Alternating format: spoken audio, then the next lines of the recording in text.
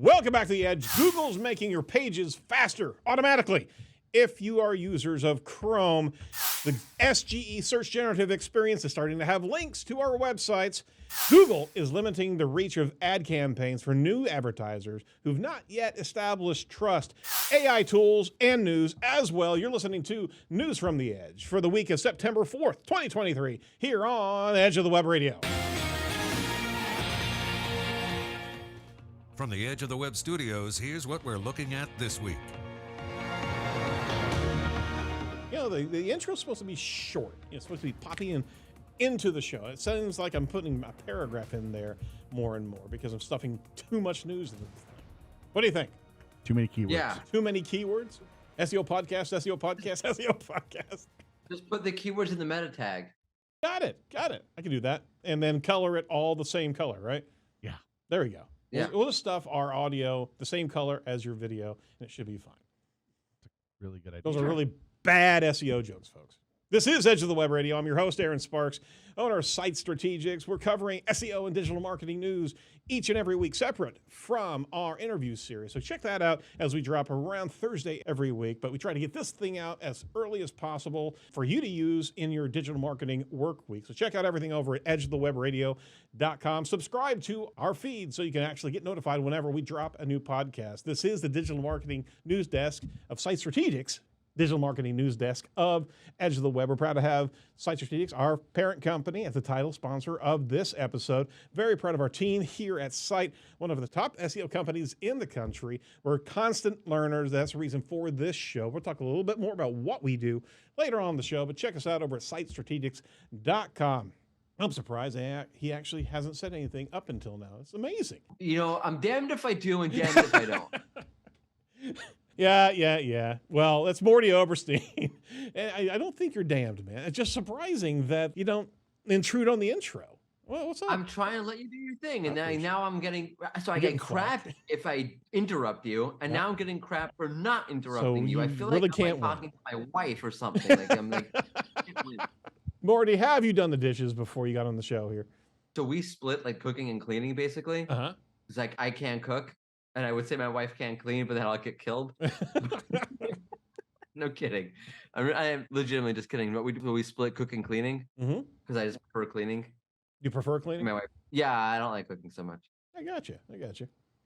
All right. Well, that said, I just want to see Morty with a scrub brush at some point in time, right? I have a scrub. Yeah, I have to do some sort of AI generative on Morty. We hadn't up until now. Now I'm just thinking we could actually really have some fun there. Yeah. No, I'm saying yeah. That's Jacob, and he's giving an eloquent answer as usual. Yes. Okay. So what's going on in your guys' world? How was your Labor Day weekend? Well, not Morty. Jacob, because you don't celebrate it in Israel, right? It was good. I slept in 3 days in a row, past 7:30 all 3 days. Wow. It was wild time at our house. Other than that, it was laid back. I made some brisket because we all last week we were all talking about everyone's favorite Labor Day weekend food. So I smoked a brisket on Sunday. That turned out really well. It took a little bit longer than it was supposed to. So instead of having family brisket at 6 or 7, it was Katie and Jacob brisket at 10:30 at night. Yep. That's been fine. there. Yeah, that's okay. That's a great idea. More for us. Exactly. Make it so long to cook dinner. They're like the kids are just gone and asleep. Yep. They're like, never mind. They were happy. They with wouldn't hot dogs. appreciate it anyway. I made them hot dogs. Let them and they eat were candy. It was good. Very good. Yeah. Now I'm jealous because we were talking about that over right before we went on the holiday there. Yeah. I was thinking about it as well, but no, didn't get to do that. Yeah. No, didn't get to cook. What did you do, Aaron? I got to drill into my concrete patio, tying down my gazebo thing. Oh yeah. And nobody told me that drilling into concrete is really difficult. I haven't tried it. It's a pain in the ass. It really is. I was sore. Oh my gosh. Oh, I bet, yeah. It shakes you all over. I'm got a hammer drill going into it. It's a thing. But hey, I feel industrious. I really do. And how did you celebrate your non-holiday weekend, Morty? I worked. I'm sorry. I shouldn't laugh. I labored. You did labor. Yeah. All day. Yep. Well, you know what? Google is making labor of your website, a thing of the past. Check this out. Google announced, this is a story over at Search Engine Journal by Roger Monti. Google announced origin trails of a new feature available in Chrome right now that raises page speeds to new levels. Check this out. Roger's always good for cutting news over there. They actually announced a new way to run JavaScript for developers that improves web page responsiveness, helping publishers who use it to beat their competitors' performance in a new core web vital metric here. So they actually announced this thing. So the problem is interaction to next paint, which is actually the replacement of FID. It's a metric that replaces that first input delay. It's actually scheduled to go live as a core web vital metric in March of 2004. Okay. In order to score well on the upcoming INP, Core Web Vital, the web page needs to be responsive in every possible user interaction. So what's the problem is you get some heavy scripts, right, that really just completely destroy, any heavy JavaScripts that destroy the INP scoring. Well, what are they rolling out for developers? It's called, check it out, scheduler.yield. It's a solution to the long task problem of JavaScript's processing, an approach that Google calls this function. It's called scheduler.yield. It actually allows to pause the long task in order to yield to the user interaction tasks, which can start running much quicker. So instead of, the waterfall cascade of speed, all of a sudden, everything's limited by this long process of JavaScript. With the developer changes, you can actually pause some of that JavaScript rendering and be able to allow other things to then load, ultimately coming back around to that task and loading it after the interaction's available much more quickly for the user. That's fantastic. It's coming from Google, but here's the deal. It's just for Chrome users. Am I mistaken there? Is that what we're seeing here? It's just for users of Chrome. They'll process that. It's the browser. So yeah, if I remember correctly. Yeah. So if it's not for everybody, not for every browser, just for Chrome browsers, right? Isn't that a little bit just leading all developers to just worship at the altar of Chrome a little bit more here? I mean, shouldn't this be for everybody's experience, right? Okay. But counterpoint? Counterpoint. The entire thing is dependent on, we'll call it apparatus. And this keeps talking about the browser, but page speed in general is dependent upon mobile networks. Sure. Okay. So is it unfair? Like, for example, I always find it funny. I'm guilty of this. When you share Core Web Vital scores online, right? If you're like a platform, it all depends on the geo, right? First of all, so if you're for example, imagine you're like a CMS. All your clients are in Brazil. Mm-hmm. Your Core Web Vital scores on Crux, I don't care what you do, are just going to be lower than everybody else's. Just for the internet speed coming out of Brazil. Because their mobile network is just really slow. Right. Is that any different than the browser? No, but here's my, I'm likening it to, remember the Jetpack plugin that was actually bypassing all loading of JavaScript off and actually setting it aside for later build. I'm kind of doing the same thing here. And is this just a play to have more and more people use the Chrome browser? I mean, what's the market share of the Chrome browser anyway? Well, is it, are they keeping it to themselves? Are they locking other browsers out of it? Or is it just saying, hey, here's our thing. And it already works with Chrome, right? Which is a huge user base, so it's going to prove if people like it or not. Then all the other browsers will just adopt it, right? Like, unless it's closed code, which is going to be closed code. I mean, the fact is that the Chrome browser is going to process that functionality, that call, because it's built to actually process that. Right. Wait a second though. Like, users are not going to go say, "Hey, I better use Chrome. It's going to be faster." No, they might. Person's not going to say that. They might. Okay. But who knows about this other than us nerds? Right. Well, that's true. But I'm just saying that there's enough Chrome users to prove if this is worthwhile or not to program onto your page. Right. And from there, I feel like other browsers, as long as Google hasn't locked them out of it or said, this is our intellectual property, you can't use it.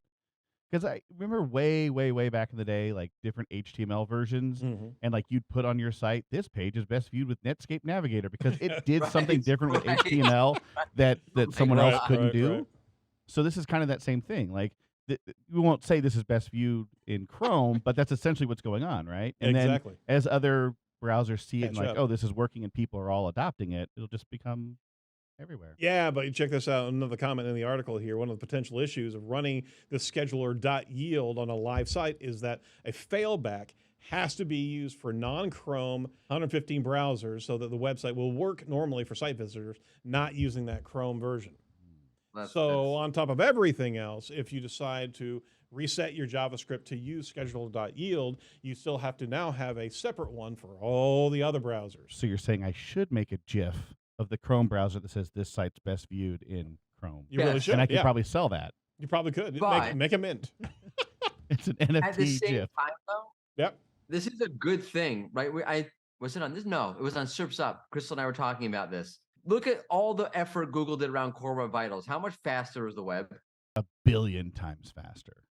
Yeah, by 0.000 billion. 1 billionth time faster. Because 1 billion. Because all the things that Core Web Vitals ask you to do are counterintuitive to what websites actually want to do. Like, I want to have a big ass image up there with 5 videos because like that's what my users want. Right. So the only way to actually improve speed across the internet is for the technology just to be faster. You're not going to get users to do this. You're not going to get everyone to, slim down the page to its bare bones when the entire design and content movement is a complete opposite of that. So the only way to actually get this done is to have the technology do it for you. And then just make sure that all your users use the Chrome browser, right? So I think you're right. The badge right there is going to be a play. You could probably actually get on Google Partners and get this is best viewed in Google Chrome 115 browser. Yeah, you're right. You're right. But I'm just going to try to bring back Netscape Navigator. Mozilla plugin right there. Okay, well, yeah, you're right. Is that with all the Core Web Vitals hype, there was really no increased speed across the entire net. So that's also another conspiracy discussion right there. Segueing into Barry Adams.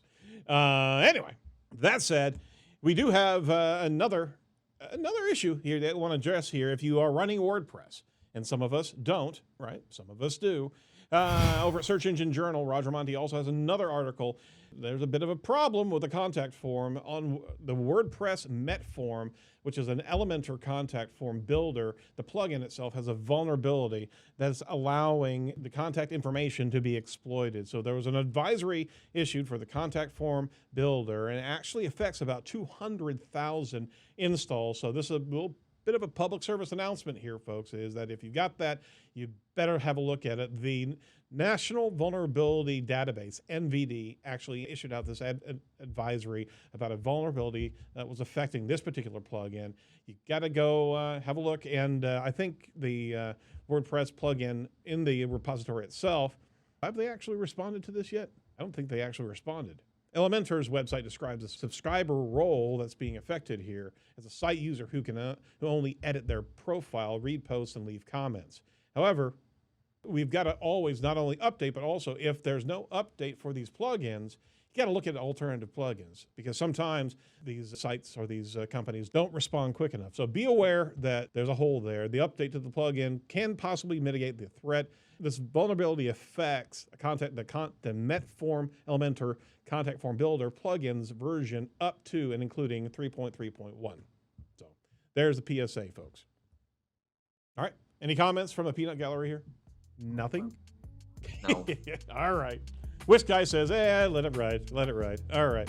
Hey, we are proud to have Site Strategics as the title sponsor of Edge of the Web. Our firm is a 19-year-old digital marketing firm. Our core specialties are entity, SEO, technical SEO, search engine marketing, social media, web development, and the like. And we don't use unsafe plugins. We just refuse to do it. We've also developed a very unique omni-channel media marketing and content curation process here. We're using this show as a regular R&D to be able to do that for other clients. So we incorporate the best techniques for content broadcast strategy. So if you're interested in what we can do for you, give us a call at 877-SEO for Web or 877-736-4932. Third article on the digital marketing front, Google introduces new limited ads serving policy. This is from Search Engine Land from Nicola Adjust. Check this out. Google will limit the reach of campaigns from advertisers.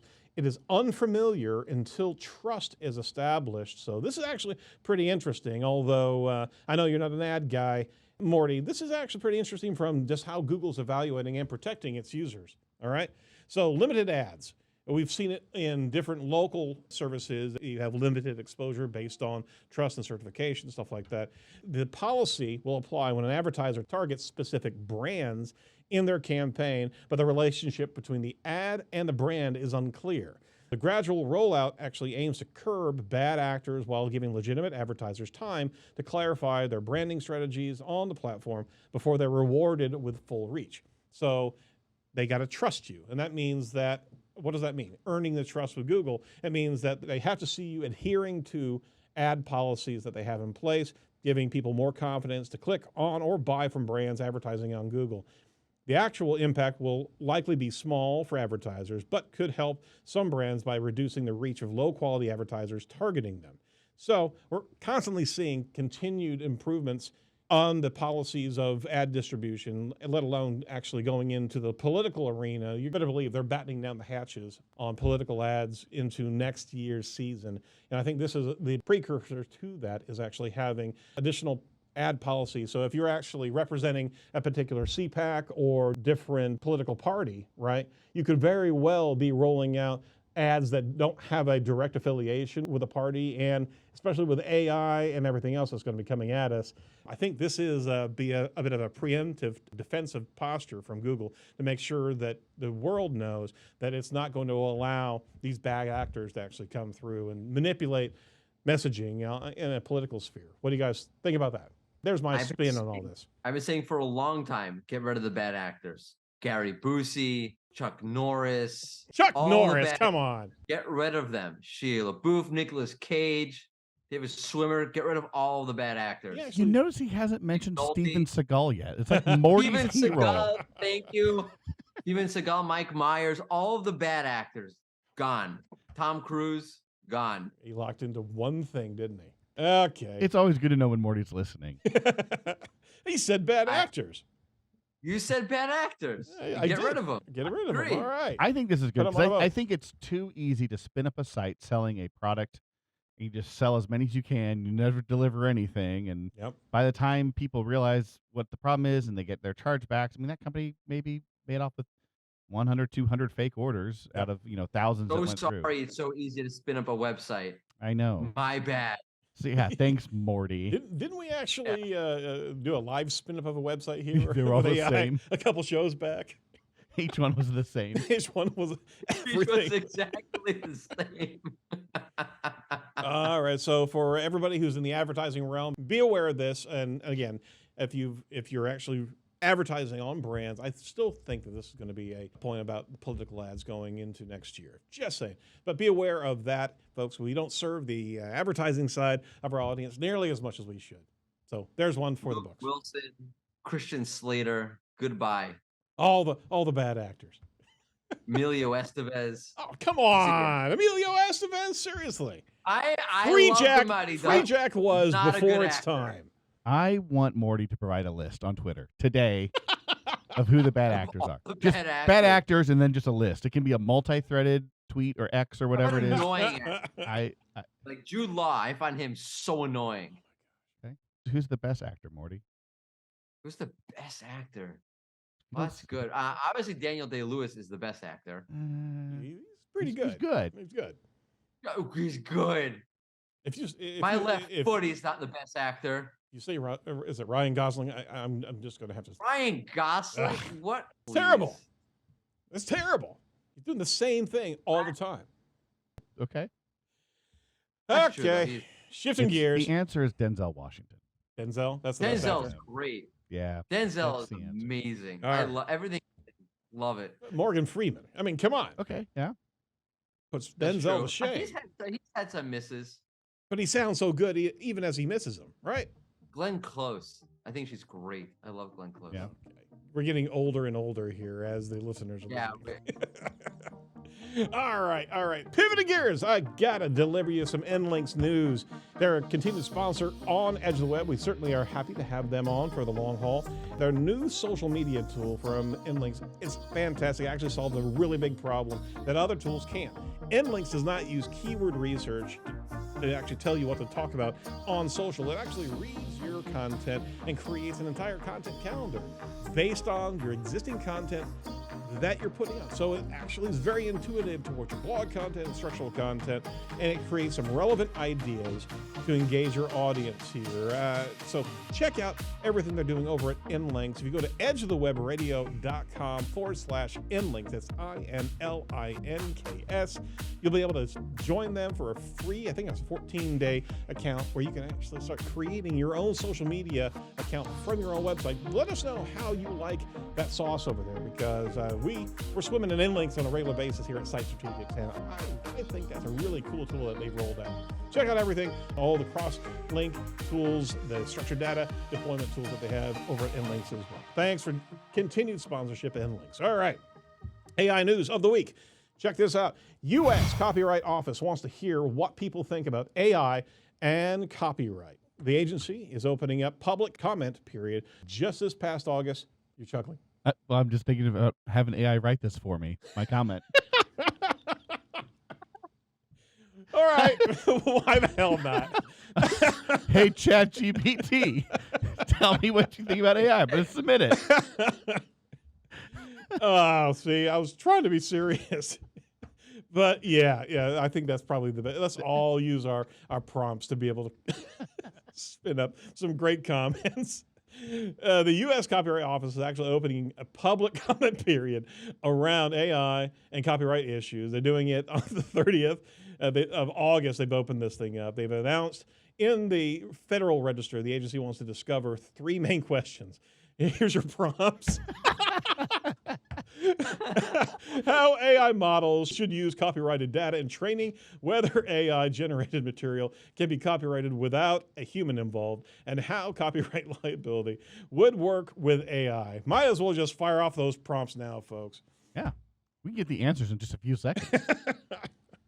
So it's a highly contentious scenario. Somebody just lost a lawsuit suing the Copyright Office because they tried to submit a fully AI-generated image because the Copyright Office said it had no human involvement in the image creation. I was like, hold on a second. Yeah, it did, right? I think we just have to defend our AI friends. Not identifiable to any person. It's everyone's input. So lawsuits are starting to pop up everywhere, and that's what they're going to say. By the way, all these AI platforms. No. It belongs to all of us. It's all of us. Exactly. You got to give AI a chance to comment on this open forum. I think so. We all want to know what they have to say. Oh, that's funny. All right. Hey, Reddit launches an AI-powered keyword research tool. Check that one out. If you go over to Reddit, if you're actually running advertisements on Reddit, they actually have now provided a new tool that actually gives you a lot deeper analysis into what are trending keywords inside of Reddit. It's called the Keyword Suggestions. Inside of Ads Manager, it uses machine learning to generate relevant keywords and ranks each suggestion by monthly Reddit views while filtering out unsuitable content.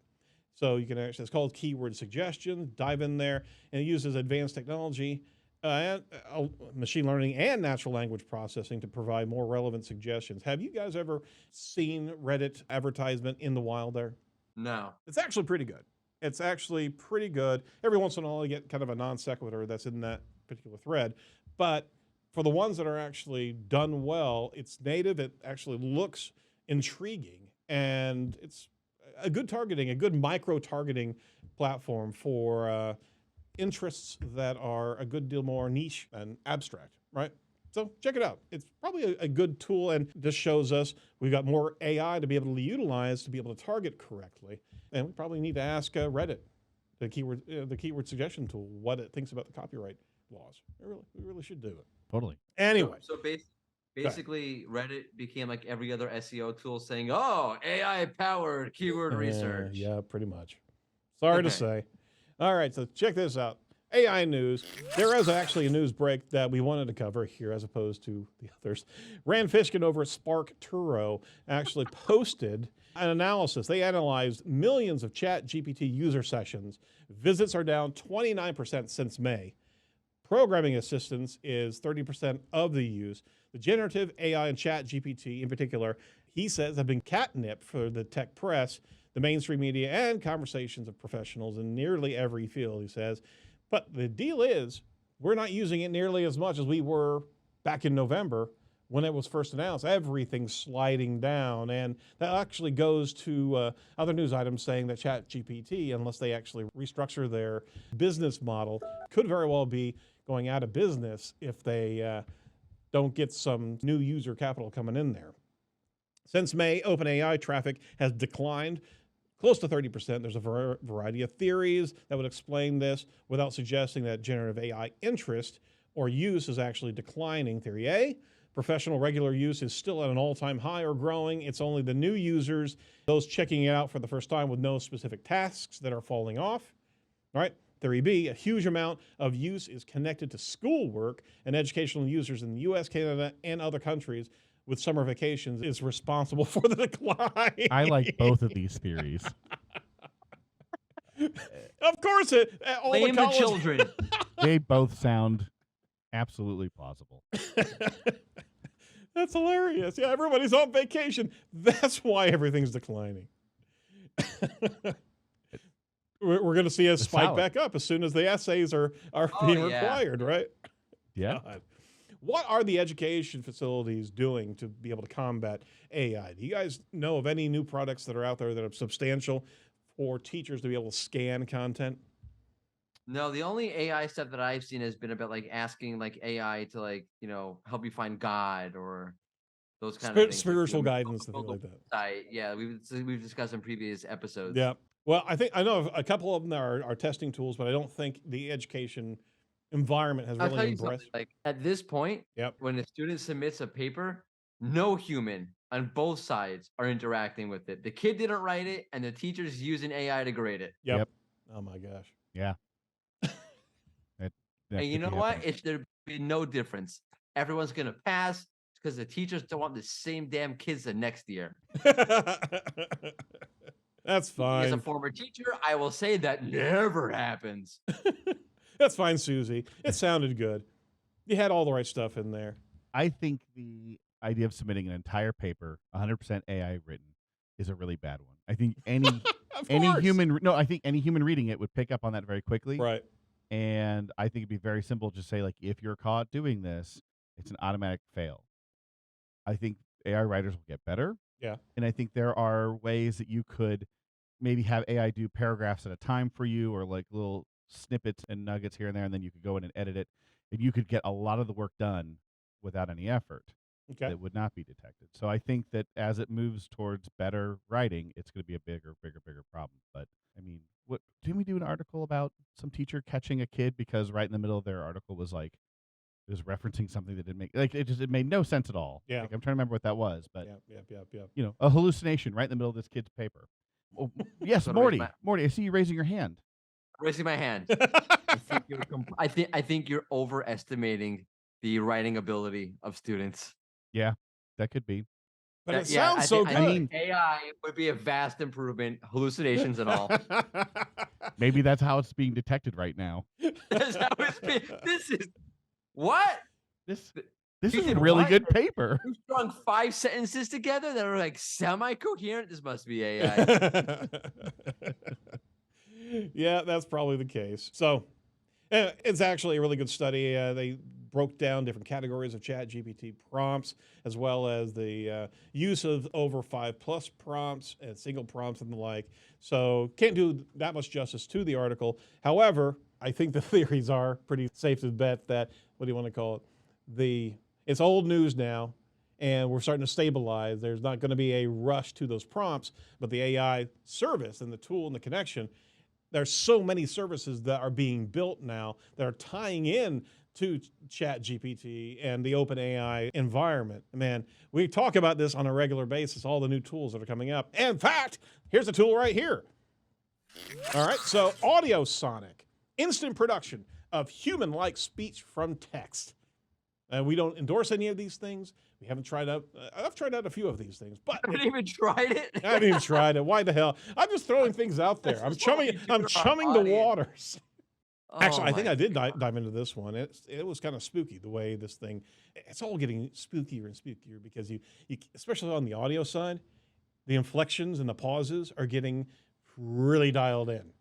So, and you can also with that one adjust pause frequency and adjust the different tone. You can have an angry tone. You can have a stoic tone. You can have, all of a sudden now you're doing these different permutations off of the original voice, and you're sculpting with AI.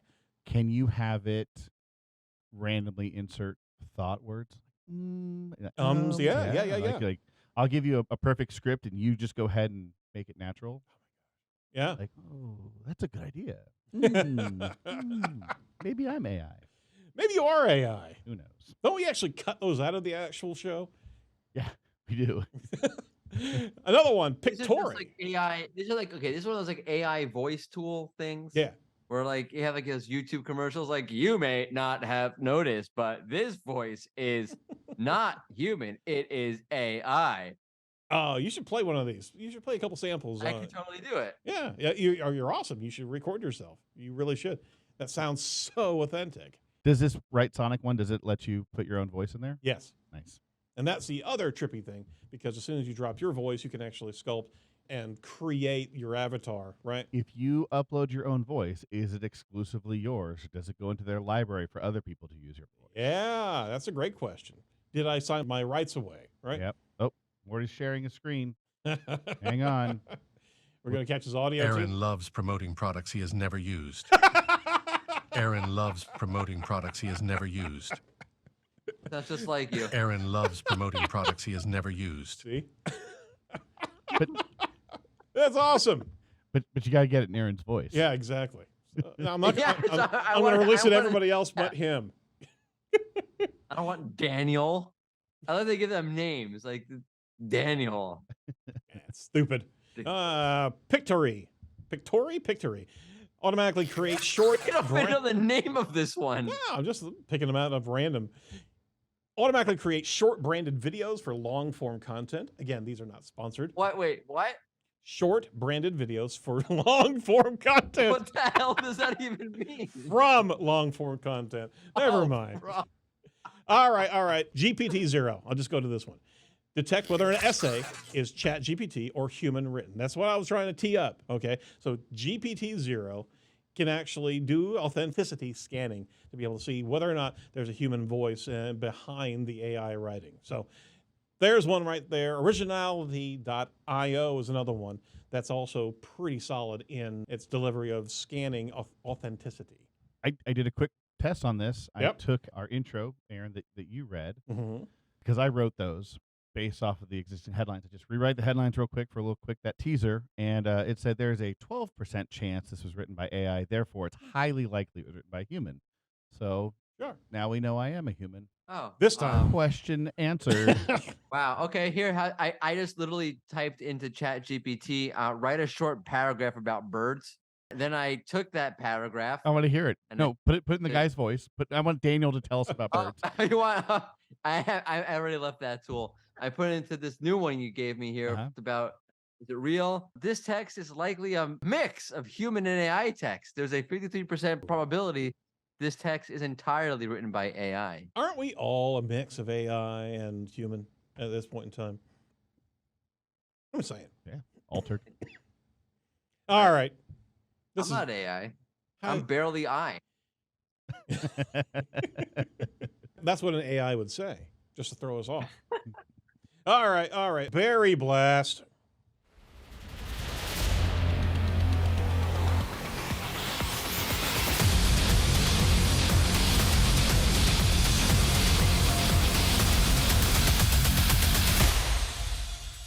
Yes, that is awesome.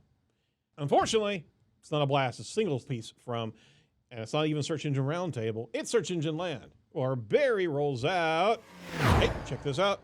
SGE actually officially rolls out links to web pages within Answers. Launching first in the US, Google said it will keep testing how it presents results and prioritize driving traffic to websites. This is from Barry Schwartz over at Search Engine Land. Here's the deal, is that what they're saying, that starting today, whenever you see an arrow icon next to information in an AI-powered overview, you can click to see the relevant web pages.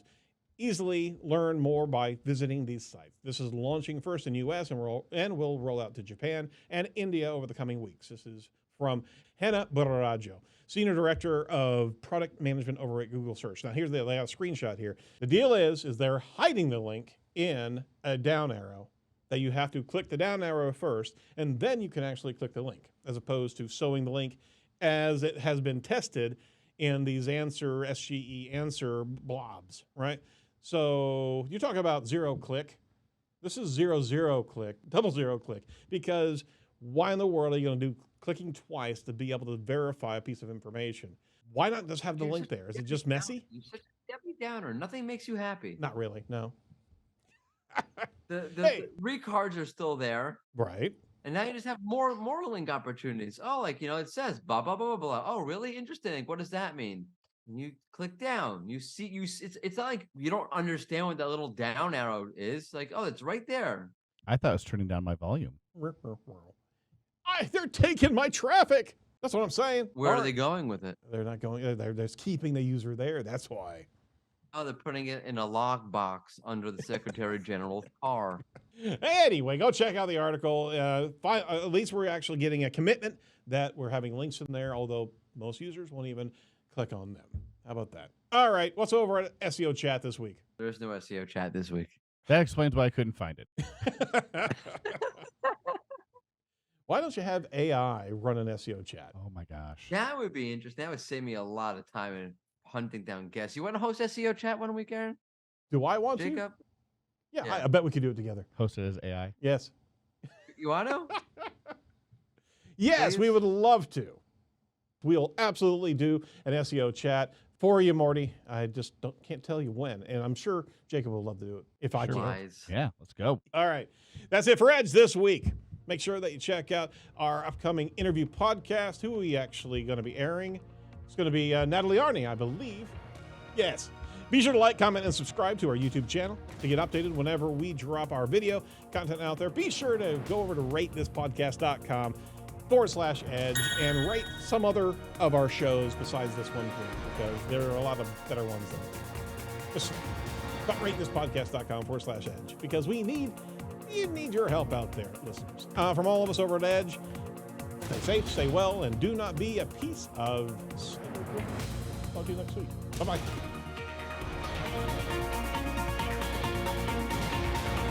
SEO Chat.